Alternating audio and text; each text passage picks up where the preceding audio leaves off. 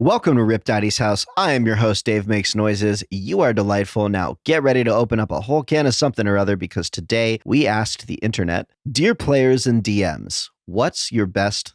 All right, I open the moment. Part 1. So, my friends and I were doing our first evil campaign, and we were on our way into the second dungeon. My character, whom I'd built to be the silent, loyal muscle of the group, I had intended for him to be a neutral entity that'd be tainted by his time in the company of villains. However, the dungeon's entrance was a large wooden door on the outside of a rock wall. We'd managed to take out the guards quietly, and figured we'd have the upper hand on whomever was inside. All right, I open the door and charge, I tell the DM. All right, so you open the... Wait, you what?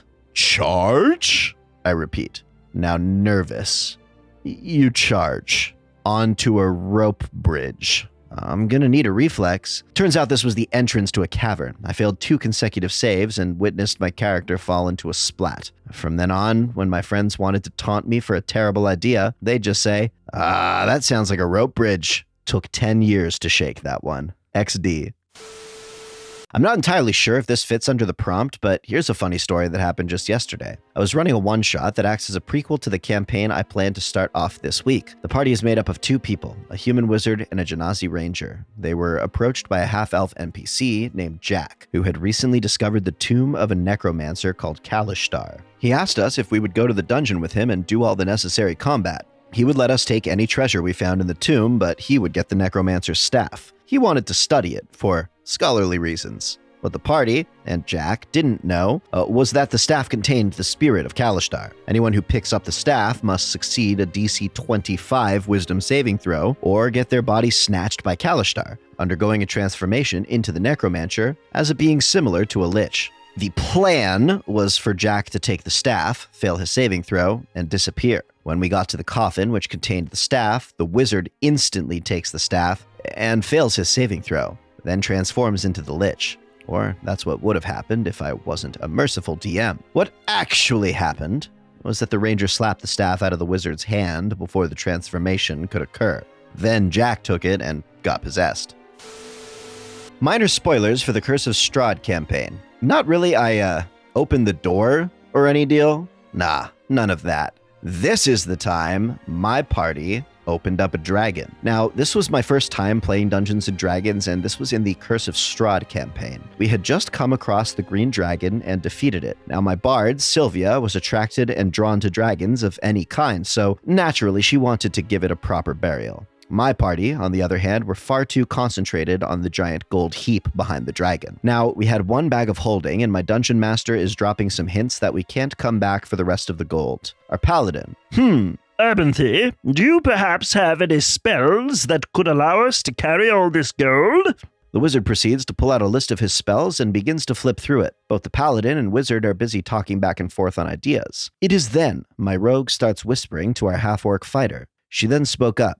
Fighter, how big is the dragon? Dungeon master, it's an adult-sized. Fighter, all right, I cut open the dragon and begin to dissect its liver. Apparently, our rogue got the idea to use the dragon's liver as a means to carry a majority of the gold from its lair. Our dungeon master even allowed it, given how clever it was, and we heaved the liver all the way back to the inn, of course with a grumpy and angry bard on the journey back, not approving the treatment of this dragon. TLDR, my party cuts open a dragon to use its liver to carry gold. We're fighting in a warehouse, which has a 2nd floor office where we know enemies are gathered. Barbarian goes up to the door. I'm gonna rip the door from its hinges and charge in. The DM asked him 7 times. Are you sure you want to do that? He didn't take the hint. Rolls for strength. It's like a 10 total. We were level 3 at the time. Also, he wasn't raging because the player always forgot to rage. This is important to the story. So instead of ripping the door off the hinges, he rips the handle off, which breaks the mechanism holding the door closed, and it slowly swings open with the barbarian just standing there like an idiot. 4 held action crossbow shots with sneak attack later, the barbarian is down. If he had been raging, he would have been just under half health. So it actually taught the player that raging is important.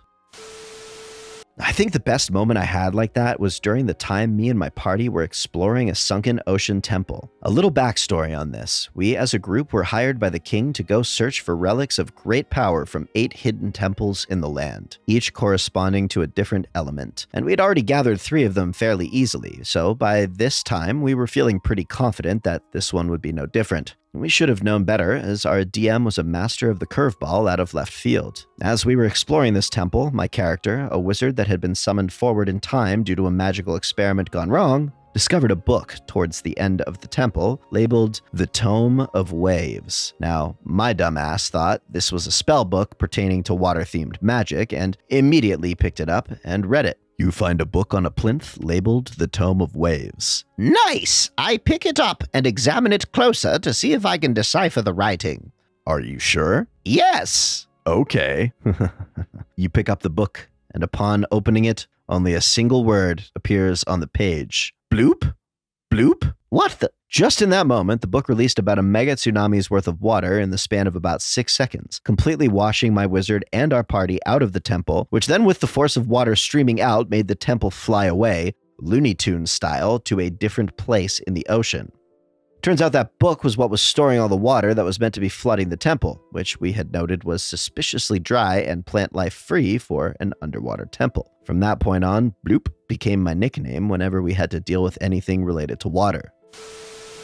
I got something for this one. This happened more recently when I was playing a bugbear barbarian in a new campaign. We were only level 2 at the time, on the cusp of level 3, and we had the boss cornered in a room. The hobgoblin and goblins we'd followed went down into this little cave, and the only thing blocking us was a large, heavy wooden door. Using my genius barbarian mindset, heavy sarcasm, I figured the best way to do this was to just get it over with. They knew we were here, so no need for subtlety. I then said these lovely words to stop all the DM's thoughts. I rage and kick the door open full force. A quick roll and the door shatters open. A few more rolls later and my poor barbarian with just over 20 health took about 13 damage from arrows from the goblins inside. If I hadn't been raging, I would have been down. Yeah, tell that to the second to last story. So, my group was in the first dungeon of the first campaign I played. We took down a couple goblins before and searched a group of corridors afterwards. One of these corridors had a heavy and strongly locked iron door at the end. Listening on the door didn't get us anywhere, duh, and since we had no rogue or anyone with thieves' tools, we had to improvise. I picked the lock. You lack the tools or proficiency. I use a dagger then. You use a what now? You know, a dagger. I try to twist the lock with the blade of the dagger and stuff. Takes a look at the ranger's inventory. Do you have a dagger? I have 5. I give him one of mine. Roll for sleight of hand. 18 plus 3, so 21. Moment of silent regret. You open the locks and the door creaks open. As you are about to step inside, you see, make a con save. Fails save. You see a ranger begin to petrify. Turns out that was not a vault door, it was a prison for a basilisk and a bone naga, and we ran in like madmen.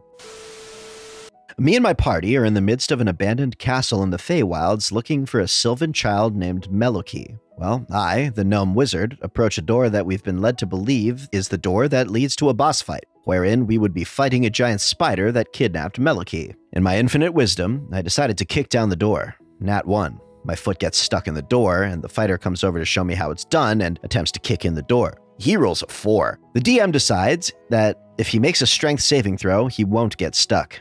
He rolls an 8 and gets his foot stuck in the door. Our bard is the only remaining non-stuck member of the party. He also happens to be role-playing as a very eccentric and over-the-top noble. This bard decides that he is the chosen one and decides to risk it all by kicking the door in, and the fighter uses the help action. Somehow, and for some reason, the dice gods decided they hated us today. At advantage, the bard rolls 2 nat 1s for strength checks and gets stuck in this 100-year-old door with us. Now, this would have been an easy fix, except this door happened to lead not to the mini-boss spider, but actually lead to an NPC who was related to my fighter's backstory. He happened to be the fighter's sworn enemy and was constantly hunting us down and tried to kill us. Anyway, that's how my party got TPK'd by a door.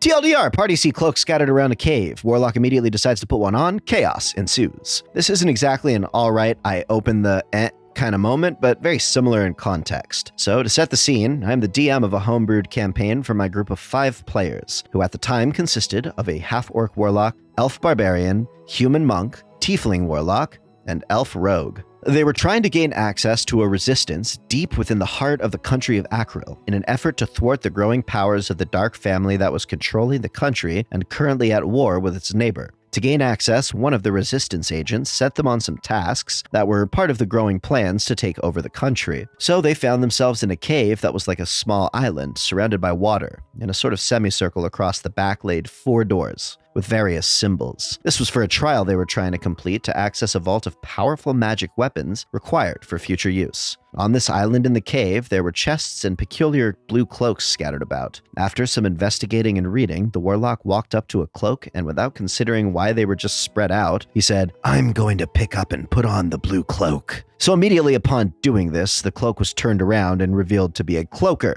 which proceeded to bite him and latch onto his face. Then the other cloaks engaged with the party and combat ensued, with the players trying to constantly fight while pulling these cloakers from their friends' faces as they proceeded to be suffocated to death. The combat killed 2 players' characters and ended in absolute chaos. It was a great time, but also very depressing as one of the players had just made this new character who then proceeded to die straight away. Great time, but also depressing. D&D in a nutshell, really.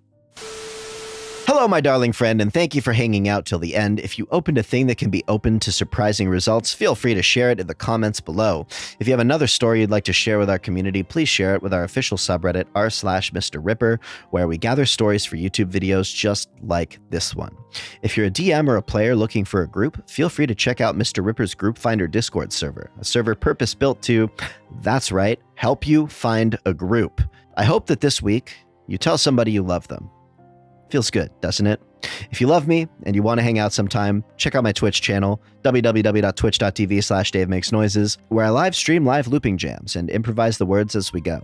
Anyways, thank you again for watching. It's always a pleasure to welcome you into Rip Daddy's house for a little bit. Please sub for Nat 20s, sound the alarm to join the early squad, and we'll see you on the next one.